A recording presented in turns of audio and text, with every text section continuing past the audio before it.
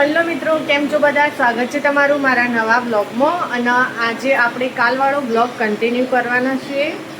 જો 3 દિવસથી તો ગેસનો સિલિન્ડર નહીં, હું ચૂલા પર કેવી રીતે રોધું એ મારું મન જોણ.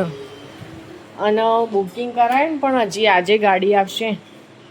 આજ મંગળવાર ને એટલે આજે ગાડી આવશે. ગેસ પતી જો અને બહુ જાણ એટલું બધું સ્ટ્રગલ કરતી હોય ને એવું લાગે. જો હું સવારે ને બાર છું, એક તો મારું તડકામાં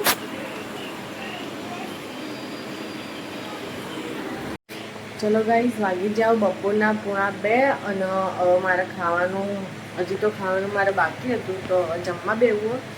જો આ તો બધું મતલબ 3 દિવસથી તો બધું ચૂલા ઉપર જ રહેતું. આજે તો બનાવી રીંગણ બટાકાનું શાક.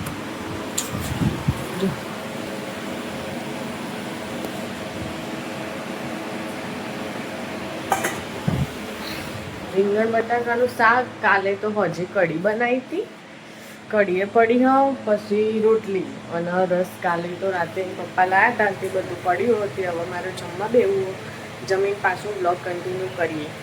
ઓકે, જો આજ તો જમવામાં આઈટમ વધારે છે. આજ તો આ રસ, પછી આ કઢી, આ રીંગણ બટાકાનું શાક અને રોટલી. એ ખાધી નહીં રોટલીનો, અરે રોટલી હું રોટલી નહીં કરતી, રોટલાય નહીં કરતી. મીડિયમ સાઇઝની રોટલી હોય અમારે, વધારે જાડી નહીં, પાતળી નહીં, મોટી નહીં, નાની નહીં, મીડિયમ. ચલો હવે હું ખાઈ લઉં, ખાઈ ફરી પાછા મળીએ બ્લોગ.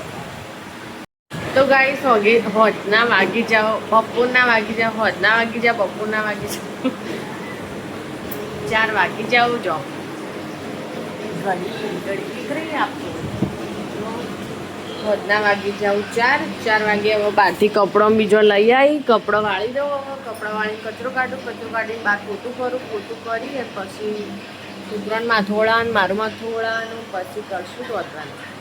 આજે પપ્પા બાટલો લઈને નહીં આવતા, આવીશું તો શું થાય એ આ બ્લોગમાં તમે બને રહેજો કન્ટિન્યુ. જો ગાઈસમાં વેદું તો ઠીક થઈ ગયો ને બેટા, સારું થઈ ગયું ને, મટી ગયું બેટા. કૂકું વેદું નથી થઈ ગયું ને 3 જણો પડે છે ખાટલામાં કપડાં વાળીને પાસે, કારણ કે બહાર ઘણો બધો તડકો હોય ને તો કરાય જય પેલું શીખવાડી છે. જણો જેટલું આવડતું હોય છે તો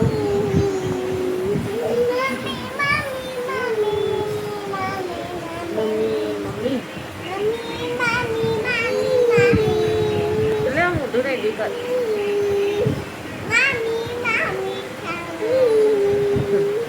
મરી જાય એટલે હું મરી જાઉં. હું મરી જતા કોણ ખવડાવશે? હું મરી જાય.